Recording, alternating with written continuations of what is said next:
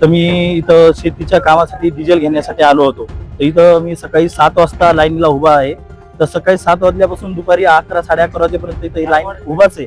तर इथं मी पाण्याचं व्यवस्था बघू लागलो, पाणी काही भेटलं नाही. पण माझे मित्र जे शेतकरी मित्र आहे ते इकडे तिकडे जात होते. तर मी त्यांना विचारलं, अरे कुठं जातात लाईन सोडून? तर ते काय म्हणले, मला ताण लागली यार, पाहिलो पण इथं जवळपास हॉटेल सुद्धा नाहीये. तर मी पाहिलं, माझ्या गाडीत 2 जार होते. तर मी ते गाडीतले इथं आणून शेतकरी मित्रांसाठी ते हे केलं आणि पाणी त्यांची ताण भासण्याचं हे केलं. पण हीच गोष्ट प्रशासनानं पेट्रोल मालकांनी करायला पाहिजे की बाबा कमीत कमी डिझेलची तर कमतरता आहेच, पण पाण्याची कमतरता न पडावी आणि पाण्याची इथं काही सोयी सुविधा करावी. प्रशासनानं ह्याच्यावर थोडंसं लक्ष घ्यायला पाहिजे.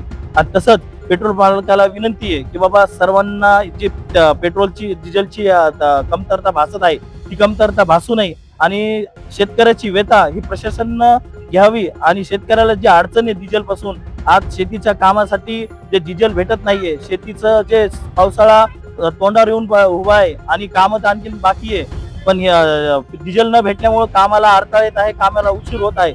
म्हणून विनंती आहे प्रशासनाला की तात्काळ ह्या डिझेलसाठी काहीतरी सुविधा करावी आणि सर्वांना शेतीसाठी डिझेल मिळावा ही विनंती. आणि पेट्रोल मालकांना विनंती आहे की पाण्याची व्यवस्था त्यांनी करावी.